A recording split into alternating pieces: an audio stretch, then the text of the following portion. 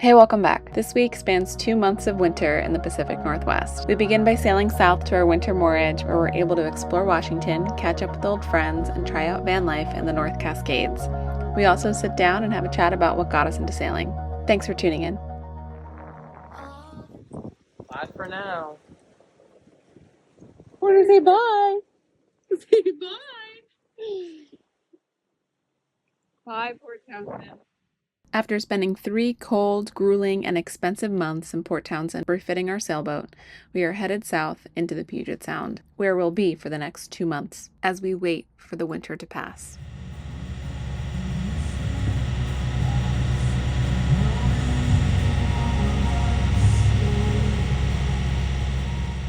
Our first stop on the way to Seattle was Port Ludlow.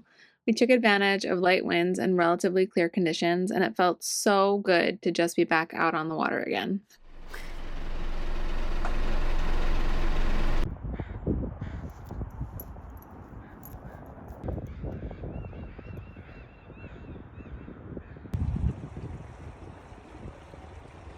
This is called Back Bay in Port Ludlow. How massive these birds are. They're like pterodactyls. It's 8:15 in the morning. We're taking Porter for a little pee-pee poo-poo. And it is 34 degrees. There's ice all over the dinghy, so it's pretty cold. Porter's poor paws are slipping off. But the water is so much warmer than the air that there's like smoke on the water. You can't see it over here, but you can see it back there.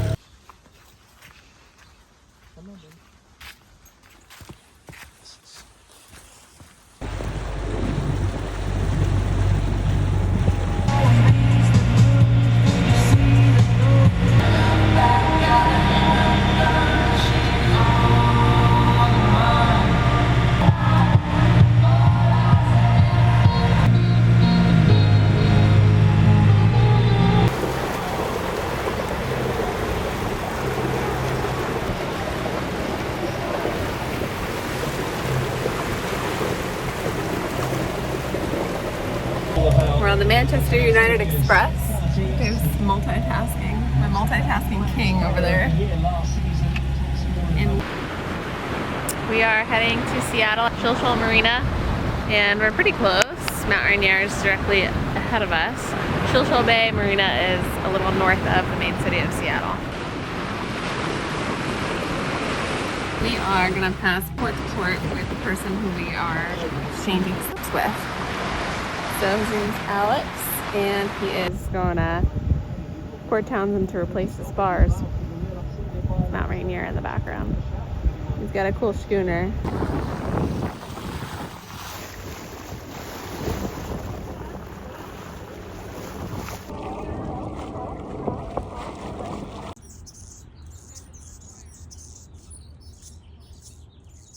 Shilshole presented a safe place to live and keep our boat during the winter gales and an opportunity for us to explore mainland Washington with our friends from college.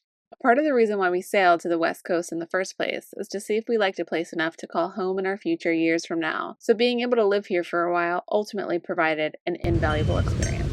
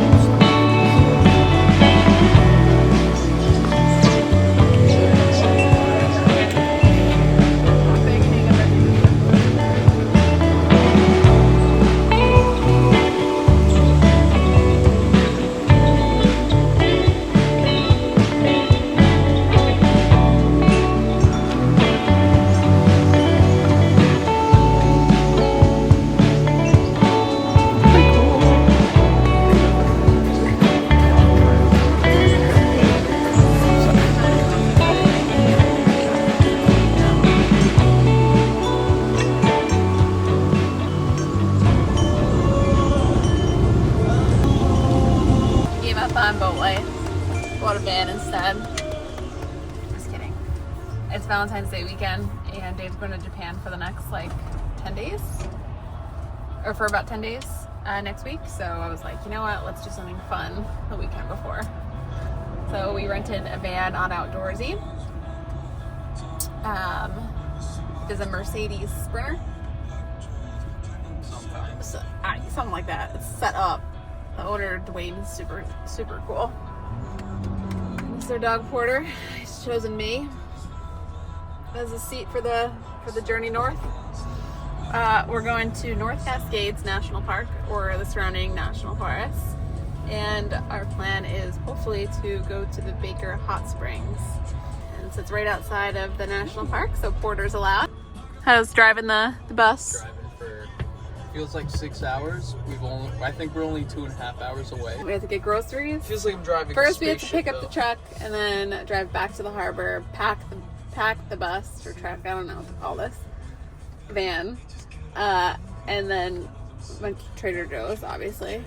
And then 20 minutes later, we had to go to the bathroom. And then the keys are here. Okay. Just so you know. And then 40 minutes later, we had to pick up firewood. And now the national forest is like an hour away. And it's probably going to get dark before we get there. Well, we got... Wow.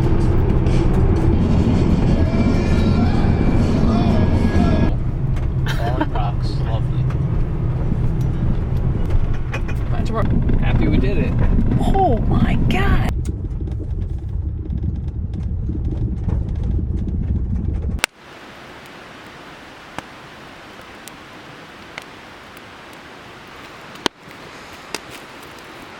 We have our van.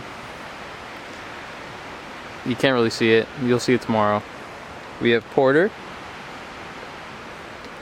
We have a fire. Well, we had a fire.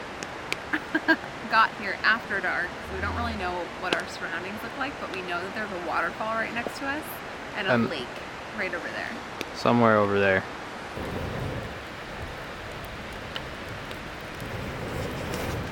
Wow. That singed my beard. It's the morning. We just tossed our bed in the back. It's interesting going from boat life to van life because you understand quite a bit, like how the inverter works and everything, but everything's just like compressed. And so like the systems are so much smaller and simpler. And like the batteries don't last as long, but you could just push to start the car and start charging the batteries. So it's like super nice. But I just made some coffee. And then we're going to make some breakfast. Maybe go on one more walk before we go find a toilet.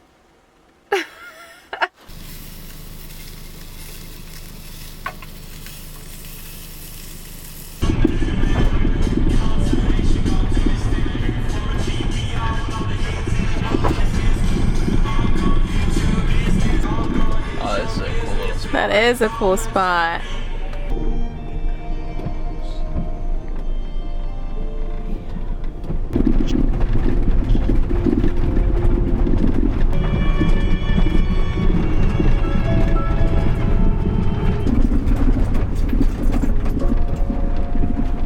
We made it to Baker Hot Springs, or the parking lot for it.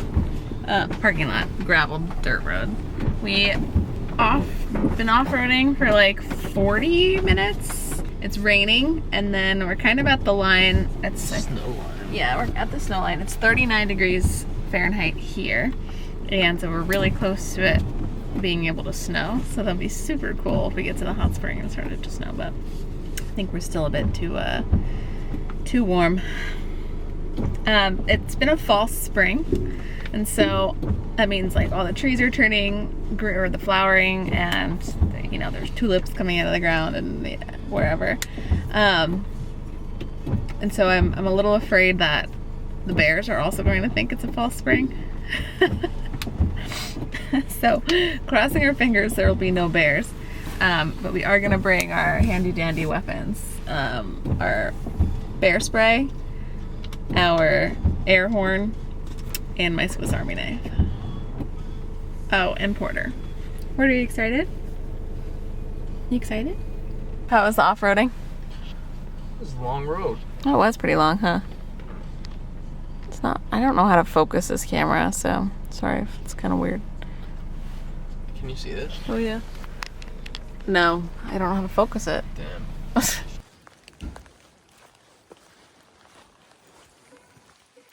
Hey, buddy. You sure it's this way?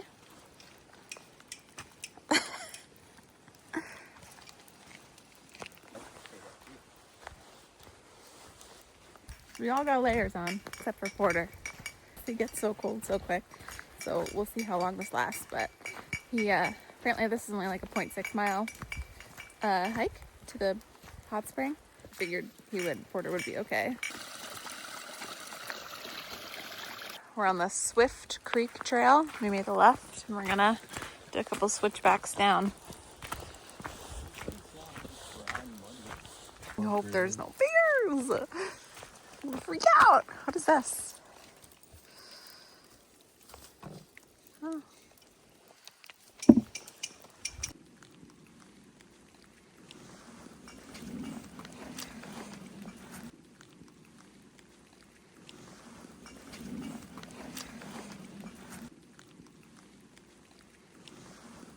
Don't listen to us. Pretty much hike to the national park. We accidentally, yeah. The hike that we went on took us to the national park border. So we were like, that can't be right, because the hike's only supposed to be 0.6 miles. And we were in like the basin. And so we went back to the parking lot, and there's a big sign that says Hot Springs the literal opposite way. So anyway, we're en route.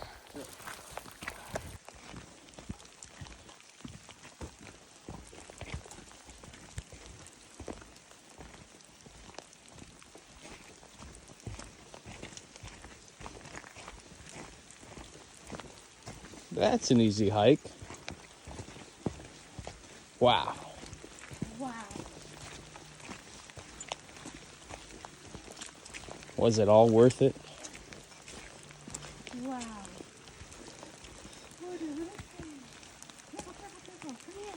No, no. Come here. Not the den right there. Come here. Oh. Come here. Let's go check out the den. Perhaps we can. Maybe you can just lay in it for it. So nice. It's hot.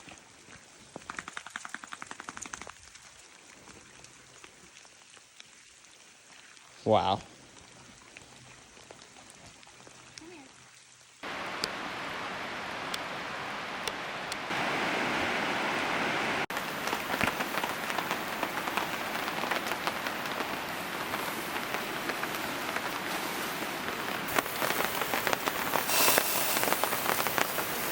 Again, barbecue chicken.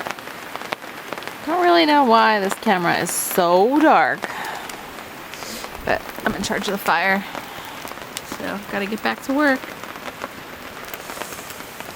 Oh, I'm gonna catch Porter taking a poop right in the mud. It's a mess. Don't look at that. This is the view. Beautiful river. We're on the western end of the North Cascades National Park. We're in the national forest right now, so I don't necessarily know what this place is called, but I know it's called something along the lines of bacon. I don't know if it's Bacon Creek, so naturally we're gonna have some bacon this morning. Dave's starting a fire.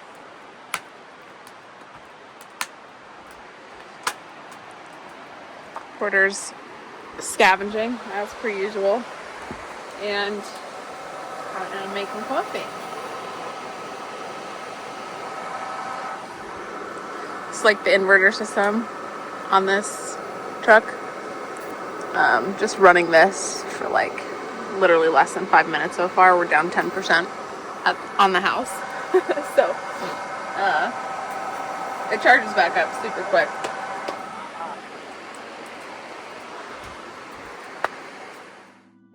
Sea People app sent us a few Q&As for an intro video on Instagram, which you can check out here. We thought it would be fun to use those questions for a longer introduction, since we haven't really done one on this platform before. Who are you, and where are you currently sailing or based? My name's Christy, and this is my fiance Dave, and our dog Porter is sleeping in the truck. And we are originally from New Jersey, but we moved to Hawaii in 2016 for university. And then we began sailing in 2020, kind of as a COVID hobby, and then it took over our lives, as it does. Do you have anything to add? All right, take two, because I fell into the fire. Where were we? In 2020, took the leap and bought a sailboat with all of the money that I had made working at the farmers markets. And it was a piece of junk, honestly, but it was a Pacific Seacraft 25. And so it had good bones, but she needed a ton of work. And then we converted that boat to electric propulsion. And then I went home for vacation to visit family in New Jersey, and I came back and Dave had purchased another boat. So I had to scram and sell that first boat. And then we worked on our second boat, which was pretty much set up to cruise. The previous owner had intended to take her to the South Pacific from Hawaii, but it was a Catalina 34. So after a couple years living on her and we got a dog, it just became a little bit too small for us. And then we, in the process, acquired a commercial slip in Kewala Basin Harbor, and we're able to sell the boat, that Catalina 34, with the commercial slip, leading us to the boat that we have now, which is the 2007 Tiana Vancouver 460 Pilot House. She is like a 1 of 8 boat, I think, ever built. And every time we go cruise on that boat, I'm like, I cannot believe this is our boat.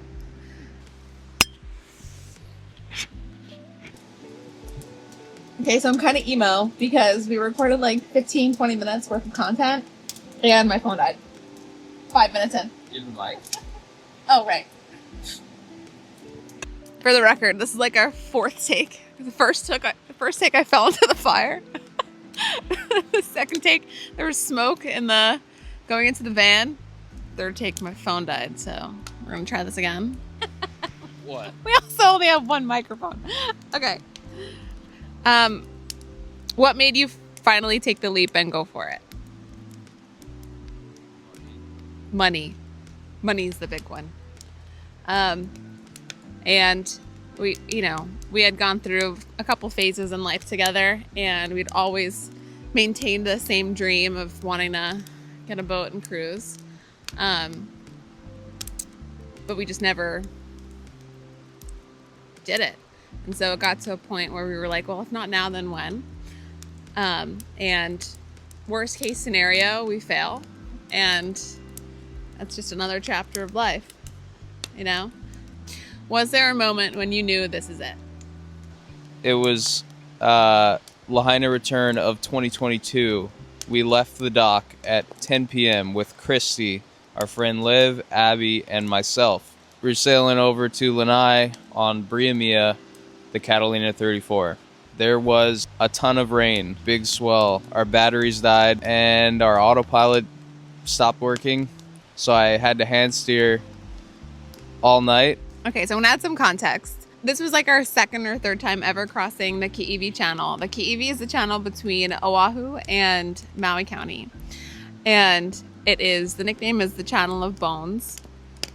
And it got to a point, I think, where we had a conversation with someone and they were like, wait, you haven't crossed the Ki'iwi yet? What are you waiting for? And the first time we went, we had a huge crew and we had so much fun. And the conditions were pretty crap the whole time. And so the second time we went was the Lahaina return, I think in 2022. And we were like, oh, we got this in the bag. We knew the conditions weren't going to be great, but traditionally people will cross these channels when the conditions aren't good in the evenings because they should be a bit milder. In our experience, that has like never been the case. Like it's always pretty rough. And on top of that, now it's dark. So we just had a horrible time crossing the channel. And then I always get seasick, so Liv gave me meclizine. Genuinely was hallucinating all night. So Dave was out there pretty much just alone. After the autopilot died, he was just like, all right, I just gotta lock in. We pushed on anyways. We got to Lanai around 2 or 3 p.m. We jump in the water. Big manta ray swims up to us. The really colorful reef. And then that night we had dinner on our good friend Garrett's parents' boat, having dinner, sharing drinks. I was like, wow, this is what I imagined cruising was. I feel like it was just such a perfect moment that we've kind of been chasing. We haven't really had anything like that since then. But we are looking forward to that, hopefully in California in the next coming months. What's been your biggest lesson learned so far? I think that everything is a lesson. There's never been a time where I'm not learning something. But I guess the biggest one, and I think this probably rings true for Dave too, is that there is no perfect boat. And you just have to be happy with what you have. What challenges or hardships surprised you the most? I would say the biggest challenge, and it's not like for us, it's not that bad because we always have each other and our dog Porter. And we're pretty happy flying solo. But I would say it's hard not really having a community around you. Dave, he worked in the charter catamaran business. And after work, we'd kind of have like a powhana every day. And everyone would come over and we'd drink beers. Oh, not every day, but it was fun. You know, it was something I looked forward to. And out here, you just don't have that. We knew we weren't going to really have that in the PNW or in Alaska. But it does take a little bit of a toll, like not having a community or a group of friends that you can just hang out with whenever you want. I think that will improve as we head further south and like the weather becomes more amenable or enticing for friends to join us. But yeah. What's been your most unforgettable adventure to date? Yeah, I think together it was for sure the crossing from Hawaii to Sitka. But individually, I think it's always most likely going to be that first ocean crossing. It's just such a magical thing when you get to wherever you're going after being days or weeks at sea. It's just so, I don't know, it's different. My first one, I was a delivery for the company I worked for, and when we got to Oahu, there was news crew, there was all of our industry friends on the dock. Days kind of just blend on. We all the crew on board were like, what day is it? What time is it? Yeah, we'd have to check on the sat phone what day it was because it kind of just blends together. Yeah, it's just such a good experience, and I think you'll always revert back to that one memory specifically. What does a perfect day on the water look like for you?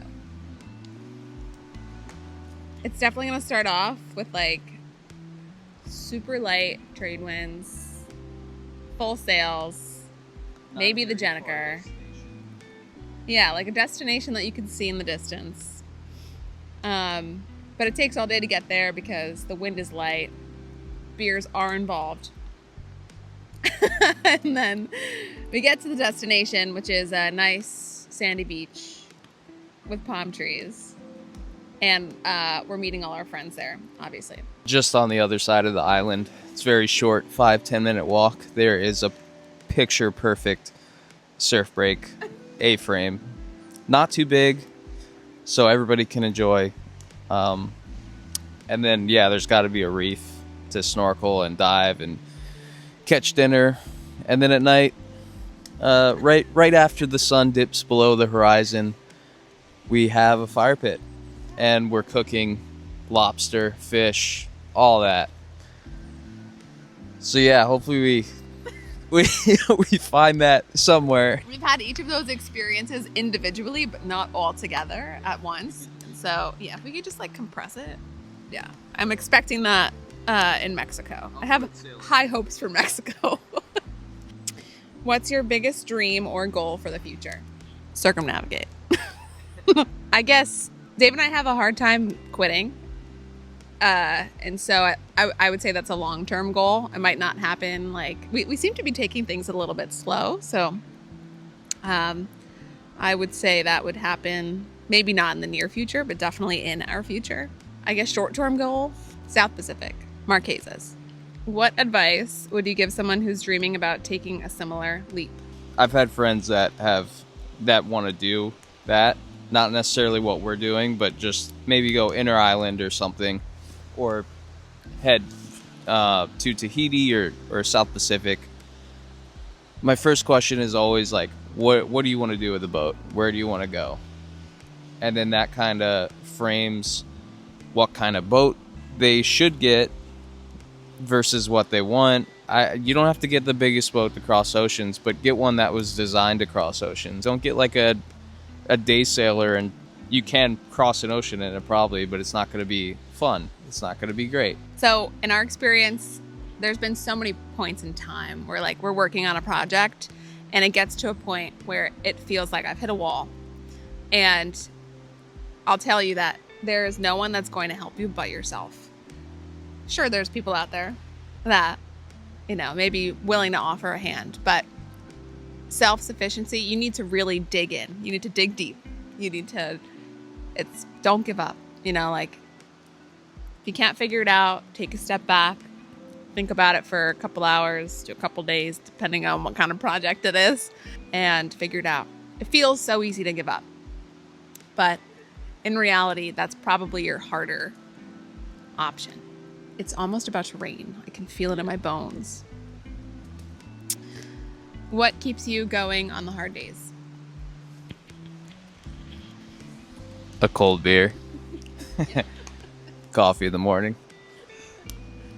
And the joy of you accomplishing either your project or whatever you're working on. I think that is always great at the end of the day.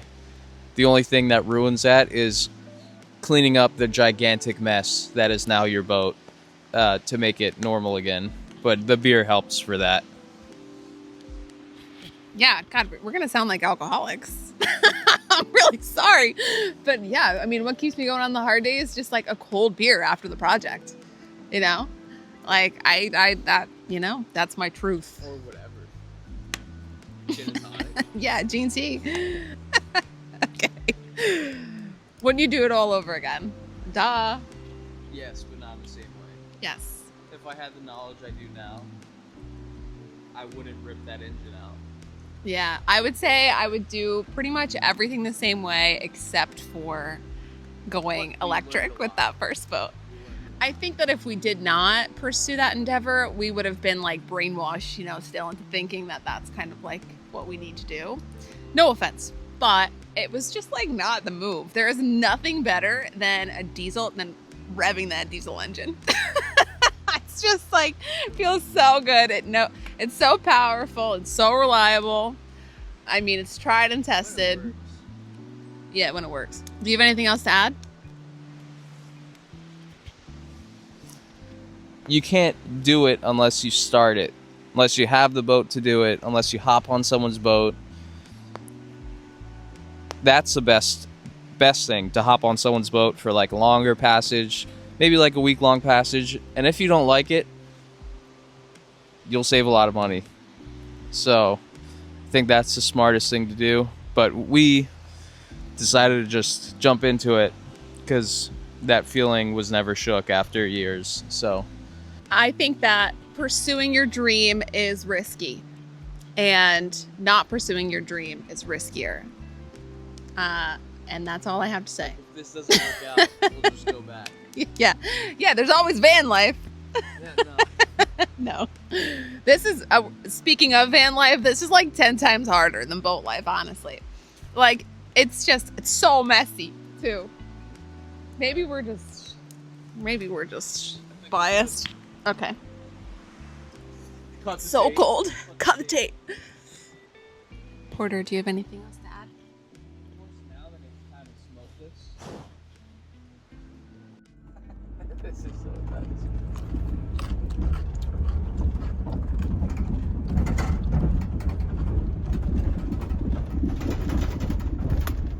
Yeah, maybe there's something on the switchback.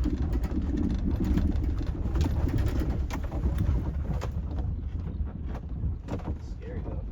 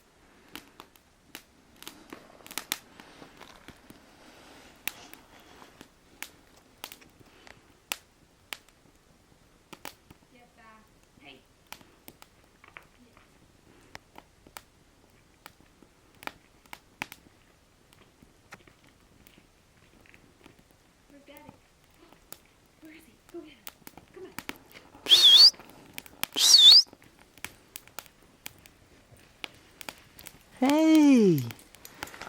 Hey! Leave it, leave it, leave it.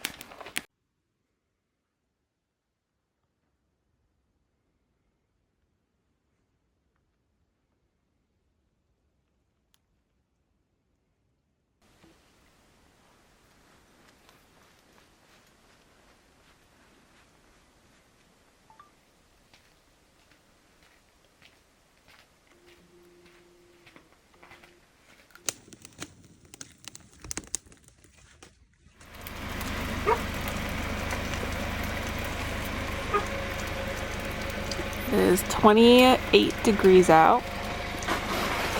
Every time I try and crack an egg, it freezes. Dave's working on the fire. We have Porter inside because his paws are just gonna get too cold. So he's barking. But right here, this is our view. Snow on the ground. Road's a little icy, so it's gonna be an interesting ride back. We're gonna wait until it warms up a bit, I think. But over there, you can see through the trees, is I think White Horse Mountain.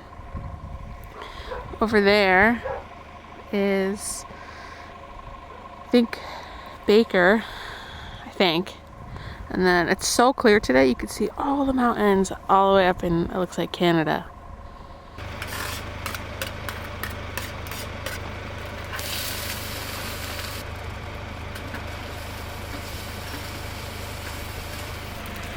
Hash browns are in the works.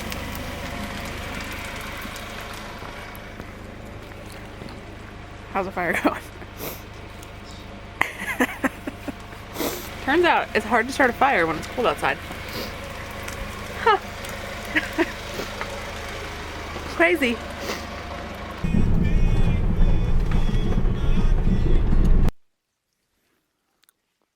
Who's a good boy? Come here. Want to get this?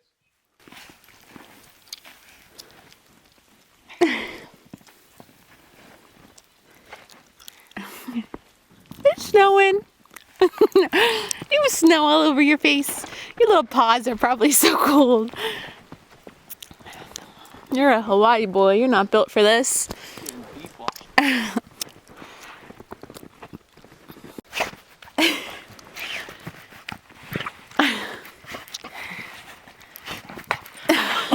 Oh, Porter.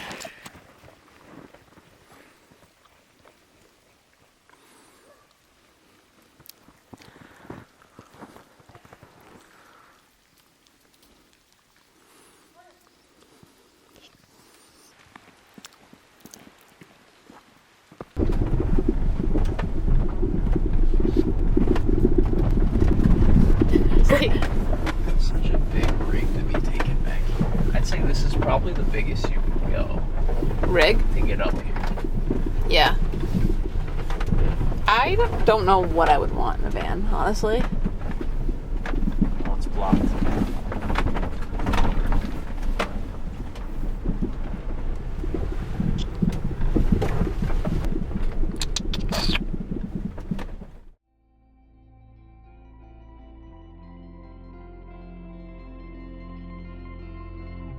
Thanks for watching.